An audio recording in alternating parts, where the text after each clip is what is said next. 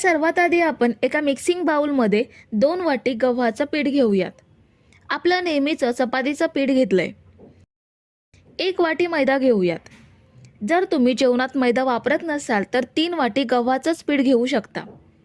आता यामध्ये अर्धा चमचा हळद घ्यायची आहे आणि अर्धा चमचा चवीनुसार मीठ घेऊयात. हे सगळं सुकं साहित्य एकदा मिक्स करून घ्यायचं आहे. सुकं साहित्य मिक्स केल्यावर आपल्याला हे पीठ भिजवून घ्यायचं आहे. सगळं पाणी एकदाच न होता थोडं थोडं घ्यायचं, म्हणजे पीठ पातळ होणार नाही आणि आपला अंदाज पण चुकणार नाही. पीठ आपल्याला घट्टसरच भिजवून घ्यायचं आहे. पीठ जर जास्त पातळ मळलं गेलं तर खोबऱ्याच्या बारीक तुकड्यांनी पोळी फाटण्याची शक्यता असते. तर इथे आपण घट्टसर पीठ भिजवून घेतलंय, पण आपल्याला हे पीठ चांगलं मळून घ्यायचं आहे. त्यासाठी 2 टेबलस्पून तेल घेऊन पीठ चांगलं 3 ते 4 मिनिटे मळून घ्यायचं आहे. ह्यामुळे पीठ छान मऊसर मळलं जाईल आणि पोळ्यासुद्धा छान मऊ होतील. त्यासाठी हे पीठ चांगलं मळणं आवश्यक आहे. तर मी पीठ छान मऊसर मळून घेतलंय. हे बघा, बोट आतमध्ये रुतलं जातंय असं छान मळून घेतलंय. आता यावर झाकण ठेवून 15 ते 20 मिनिटे असंच ठेवूयात, म्हणजे पीठ छान सेट होईल. तोपर्यंत आपण नारळाचं सारण बनवून घेऊयात. एका कोलगट पॅनमध्ये 2 चमचे तूप घ्यायचं आहे. ह्या सारणासाठी आपल्याला तूपच वापरायचं आहे, तेल वापरायचं नाहीये. 2 वाटी ओल्या नारळाचं खोबरं घेऊयात. ओला नारळ खोवून खोबरं आपल्याला घ्यायचं आहे. खोबरं मिक्सरला लावून घ्यायचं नाहीये. मिक्सरला खोबरं बारीक केल्यामुळे त्याचं सारण बनवताना खोबऱ्याचा रस वेगळा होऊन आटून जातो. खोवलेल्या खोबऱ्यामध्ये रस जसाच्या तसा राहतो. खोबऱ्यासोबत 1 वाटी गूळ घेऊयात. गूळ मी छान बारीक कापून घेतलाय. तुमच्याकडे जर गुळाची पावडर असेल तर ती सुद्धा तुम्ही घेऊ शकता. आता मंद ते मध्यम आचेवरती खोबरं आणि गूळ छान परतून घेऊयात. गूळ आपल्याला चांगला विरघळवून घ्यायचा आहे. खोबऱ्याच्या ओलाव्यामुळे आणि गॅसच्या उष्णतेमुळे गूळ विरघळायला जास्त वेळ लागत नाही. तर साधारण 2.5 ते 3 मिनिटातच गूळ विरघळला गेलाय. आता मी यामध्ये 4 चमचे दूध पावडर ॲड करते. दूध पावडर वापरणं पूर्णपणे ऑप्शनल आहे, पण ह्यामुळे पोळीची चव अजून वाढेल आणि सारणाचा जो ओलावा असतो तो दूध पावडर पूर्णपणे शोषून घेते आणि सारण कोरडं बनतं. अर्धा चमचा वेलची पावडर घेऊयात. इथे तुम्ही जायफळ पावडर किंवा सुंठ पावडरचा सुद्धा वापर करू शकता. सगळं छान एकजीव करून घेऊयात. दूध पावडर गूळ खोबऱ्यामध्ये चांगले मिसळून घेऊयात. दूध पावडरमुळे सारण बघा लगेच कोरडं बनतं, जास्त ओलसर राहत नाही.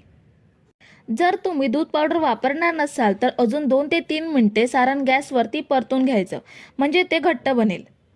आता गॅस बंद करूयात आणि हे पूर्णपणे थंड करून घेऊयात. तर सारण मी इथे पूर्णपणे थंड करून घेतलंय. आता याचे गोळे बनवून घेऊयात. जसे आपण पुरणपोळीसाठी पुरणाचे गोळे बनवून घेतो, सेम तसंच आपल्याला मीडियम साईजचे सारणाचे गोळे बनवायचे आहेत. हे बघा, मी इथे सगळ्या सारणाचे गोळे बनवून घेतलेत. 8 गोळे मीडियम साईजचे तयार झालेत. आता झाकून ठेवलेलं पीठ बघूयात. हे बघा, पीठ सुद्धा छान सेट झालंय. आता ह्याचे सुद्धा 8 गोळे बनवून घेऊयात. गोळे बनवताना हाताला थोडं तेल किंवा तूप लावायचं, म्हणजे पीठ हाताला चिकटत राहत नाही. तर पिठाचे सुद्धा मी 8 गोळे बनवून घेतलेत. आता एक एक गोळा घेऊन पोळी लाटून घेऊयात. हाताला सुकं पीठ लावून पिठाची खोलगट वाटी तयार करायची. अशी वाटी करायला जमत नसेल तर पुऱ्यासारखं लाटून घेऊन सारण भरून घेऊ शकता. आता यामध्ये सारणाचा गोळा भरूयात आणि सगळ्या बाजूने बंद करून घेऊयात. जसं आपण पुरणपोळीचं पुरण भरून घेतो, सेम तसंच पुरण भरून घ्यायचं आहे. वरचं शिल्लक पीठ काढून टाकायचं नाहीये. ह्या पद्धतीने वरतीच फोल्ड करून घ्यायचं. आता सुकं पीठ लावून पोळी छान लाटून घेऊयात. पोळी कितीही लाटली तरी ती फाटणार नाही, कारण आपण गव्हाच्या पिठामध्ये मैदा वापरलाय आणि तेल घेऊन पीठ चांगलं मळून 15 मिनिटे सेट करून घेतलंय. त्यामुळे आपल्याला जेवढी पातळ पोळी हवी असेल तेवढी पोळी लाटून घेऊ शकता. ही बघा, पोळी आपली लाटून झाली आहे. पूर्णपणे कडेपर्यंत सारण छान पसरलं गेलंय. आता ही पोळी भाजून घेऊयात. गॅसवरती पॅन ठेवलाय आणि पॅन चांगला गरम सुद्धा झालाय. थोडंसं तूप यावरती पसरवून घेऊयात आणि पोळी पॅनवरती टाकूयात. पोळी आपल्याला मीडियम टू हाय फ्लेमवरती भाजून घ्यायची आहे.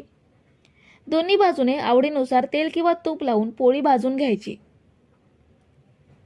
ही बघा पोळी आपली छान टम्म फुगते.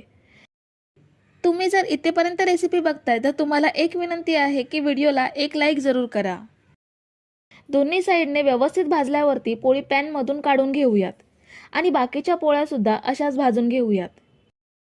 तर आपण इथे सर्व पोळ्या भाजून घेतल्यात. खूप छान मऊ लुसलुशीत गुबगुबीत पोळ्या तयार झाल्यात. नारळाचे तुम्ही विविध पदार्थ बनवत असाल, पण एकदा ह्या पद्धतीने नारळाची पोळी नक्की बनवून पहा. ही बघा पोळी अगदी काठोकाठ भरलेली आहे. खूप छान पोळ्या तयार झाल्यात. ह्या पोळ्या तुम्ही तूप लावून किंवा दही सोबत खाऊ शकता.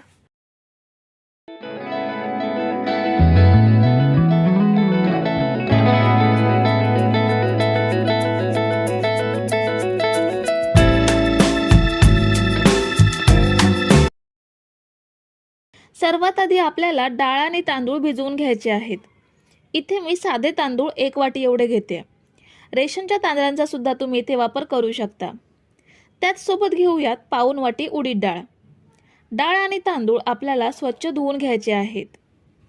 2 ते 3 वेळा आपण हे छान धुवून घेऊयात. तर हे बघा आपण हे डाळ आणि तांदूळ स्वच्छ धुवून घेतलेत. आता ह्यामध्ये पाणी घेऊन हे 5 तास भिजत ठेवायचे आहेत.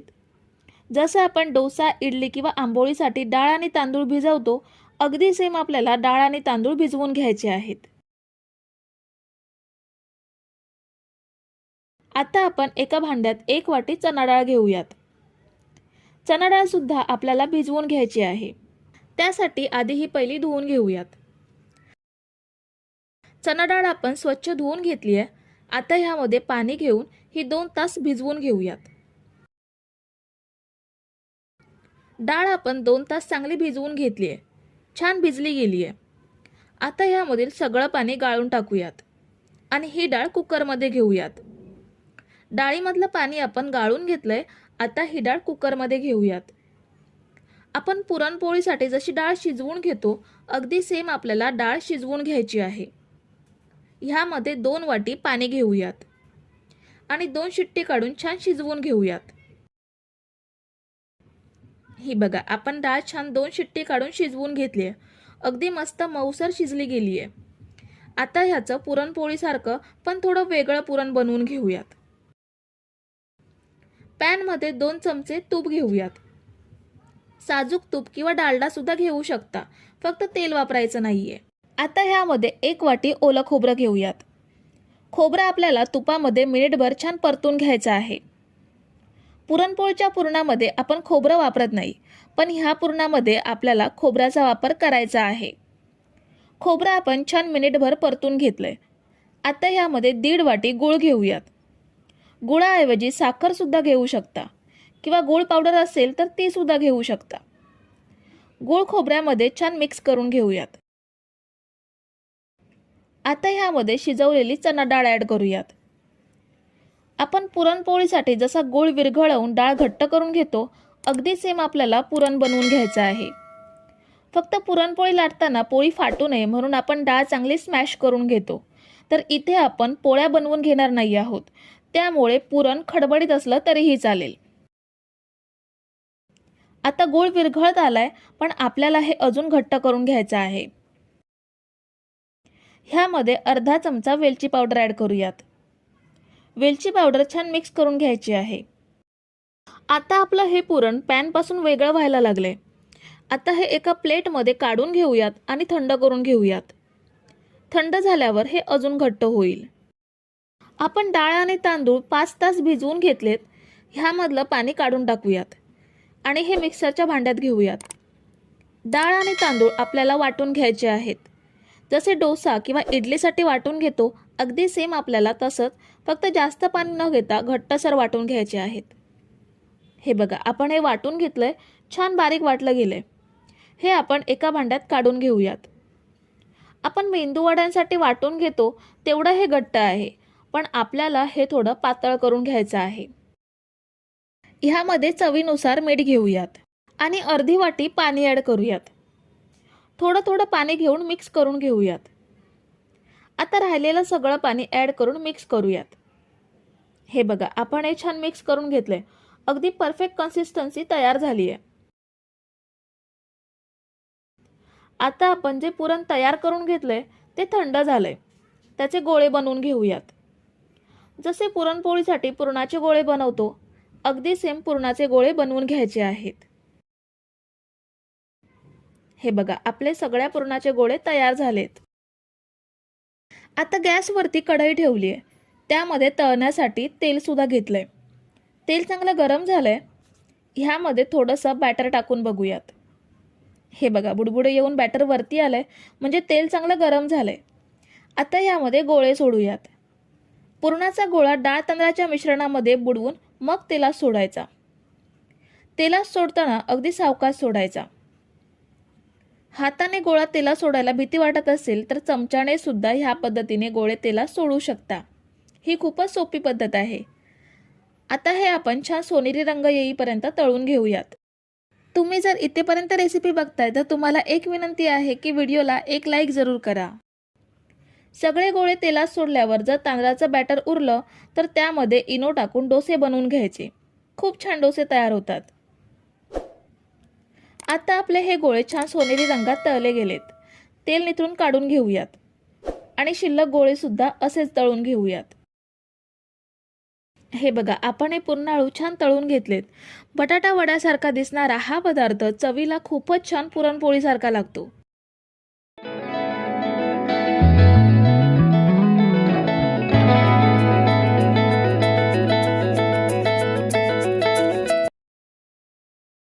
सर्वात आधी आपण डाळ भिजवून घेणार आहोत. त्यासाठी 1 वाटी चणा डाळ भांड्यात घेऊयात. चणा डाळ आपल्याला स्वच्छ धुवून घ्यायची आहे. चणा डाळ आपण स्वच्छ धुवून घेतली आहे. आता ह्यामध्ये पाणी घेऊन 2 तास ही डाळ भिजत ठेवूयात. डाळ भिजत ठेवून 2 तास झालेत. ह्यामधील पाणी काढून टाकून डाळ कुकरमध्ये घेऊयात. ह्यामध्ये अर्धा चमचा हळद आणि पाणी घेऊयात. डाळ 1 वाटी घेतली असेल तर 3 वाटी एवढं पाणी ॲड करायचं. आता 2 शिट्टी काढून डाळ चांगली शिजवून घेऊयात. डाळ शिजेपर्यंत पुरणपोळीसाठी पीठ भिजवून घेऊयात. परातीमध्ये 1 वाटी गव्हाचं पीठ घेऊयात आणि त्याचसोबत अर्धी वाटी मैदा घेऊयात. मैदा जास्त जुना घ्यायचा नाहीये. थोडंसं चवीनुसार मीठ घेऊयात आणि आता हे पीठ छान भिजवून घेऊयात. चपाती करताना जसं पीठ भिजवतो त्यापेक्षा हे सैल पीठ मळायचं आहे. हे बघा, बघू शकता हे किती सैल आहे ते. आता हे चांगलं मळून घ्यायचं आहे. त्यासाठी ह्यामध्ये आपण तेलाचा वापर जास्त करणार आहोत. इथे मी हा मोठा चमचा भरून तेल घेतेय. आता हे तेल पिठात चांगलं मुरेपर्यंत आपल्याला हे 2 ते 3 मिनिटे चांगलं मळून घ्यायचं आहे. पीठ चांगलं मळलं की पुरणपोळ्या अगदी मस्त छान मऊसूत होतात. तर हे बघा, घेतलेलं सगळं तेल पिठात मुरवून सैलसर पीठ मळून घेतलंय. आता हे पीठ एका भांड्यात घेऊयात आणि वरून लहान 2 चमचे तेल होईल एवढं तेल ह्यामध्ये घेऊन हे पीठ पुरण तयार करेपर्यंत मुरवून घेऊयात. पीठ मळेपर्यंत आपली डाळ सुद्धा छान शिजली आहे. ही बघा, अगदी मस्त शिजली आहे. डाळ खूप जास्त लगदा होईपर्यंत शिजवायची नाही. डाळ खूप जास्त शिजवली की पुरण लवकर घट्ट होत नाही. आता ह्या डाळीमधलं पाणी चाळणीमधून वेगळं करून घेऊयात. चाळणीमधून गाळलं की डाळीमधील सगळं पाणी बाजूला होतं आणि पुरण घट्ट व्हायला जास्त वेळ लागत नाही. ह्या वेगळ्या केलेल्या डाळीच्या पाण्याची आपण चमचमीत कटाची आमटी सुद्धा बनवून घेणार आहोत. त्यासाठी ह्यामधील 1 चमचा डाळ पाण्यात काढून घेऊयात. आता गॅसवरती कढई ठेवली आहे. त्यामध्ये शिजवलेली डाळ घेऊयात. डाळ 1 वाटी होती त्याच वाटीने 1 वाटी गूळ घेऊयात. आता हा गूळ डाळीमध्ये मिक्स करून घेऊयात. गॅस आपला चालू आहे. मीडियम गॅसवरती हे पुरण आपल्याला बनवून घ्यायचं आहे. गूळ मिक्स केल्यावर गॅसच्या उष्णतेने आणि डाळीच्या ओलाव्याने तो नरम होतो. आता हा गूळ स्मॅशरने स्मॅश करायचा. गूळ नरम झाल्यावर अगदी पटापट स्मॅश होऊन तो लवकर विरघळतो आणि डाळीमध्ये छान एकजीव होतो. तर हे बघा, अगदी फटाफट आपला गूळ विरघळून स्मॅश झालाय. आपण कसलंही पुरण यंत्र, चाळण किंवा मिक्सर सुद्धा न वापरता कढईमध्येच मऊसूत पुरण तयार करून घेणार आहोत. सारखं सारखं स्मॅश करायची सुद्धा गरज लागत नाही. मध्ये 2 ते 3 वेळा असं स्मॅश करून घ्यायचं. अगदी काही मिनिटात असं छान स्मॅश झालंय आणि पुरण घट्टसुद्धा होत आलंय. आता ह्यामध्ये अर्धा चमचा वेलची पावडर ॲड करूयात. तुम्ही आवडीनुसार जायफळ पावडरचा सुद्धा वापर करू शकता. वेलची पावडर मिक्स केल्यावर एकदा स्मॅश करून घेऊयात. हे बघा, अगदी मऊसूद आपलं पुरण तयार झालंय. कुठेही डाळ राहिली नाहीये. आता हे कढईपासून वेगळं होतंय, पण हे बरोबर घट्ट झालंय का ते कसं ओळखायचं? तर पुरण असं जवळ एकत्र करायचं आणि चमचा त्यामध्ये उभा करायचा. तो तसाच उभा राहिला आणि पडला नाही तर पुरण अगदी परफेक्ट बनलंय. हे बघा, चमचा पडत नाहीये, पुरण चांगलं घट्ट झालंय. आता हे थंड करून घेऊयात. थंड झाल्यावर हे अजून घट्ट होईल. पुरण थंड होईपर्यंत आपण कटाची आमटी बनवून घेऊयात.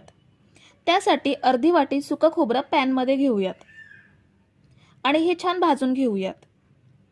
साधारण 2 मिनिटातच हे चांगलं भाजलं गेलंय. आता हे पॅनमधून काढून घेऊयात.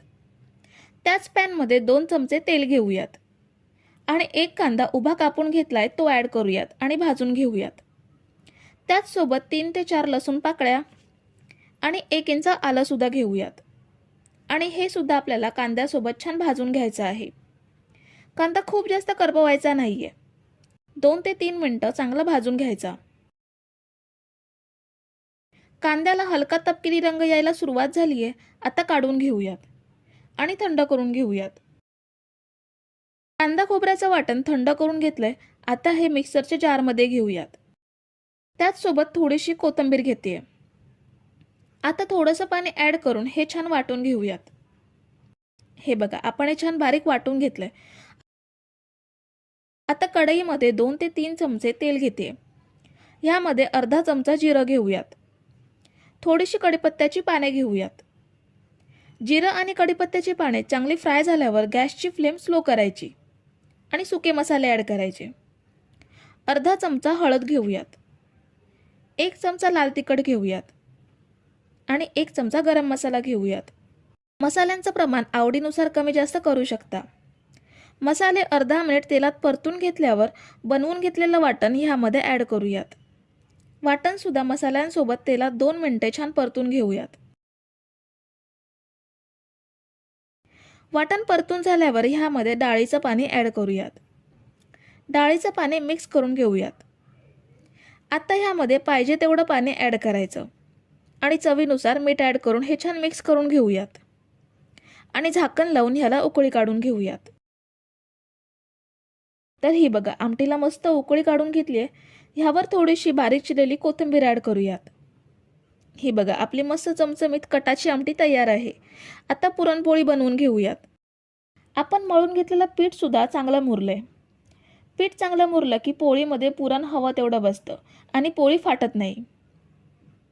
तर आता पिठाचा एक गोळा घेऊयात आणि आपण बनवून घेतलेलं पुरण सुद्धा थंड आणि घट्ट झालंय. ह्याचा सुद्धा गोळा बनवून घेऊयात. हा बघा, पिठाच्या दुप्पट पुरणाचा गोळा घेतलाय. हाताला तेल लावून पिठाच्या गोळ्यामध्ये पुरणाचा गोळा बसवूयात. व्यवस्थित सगळीकडून पॅक करून घ्यायचा. हा बघा, आपला पुरणपोळीचा गोळा तयार आहे.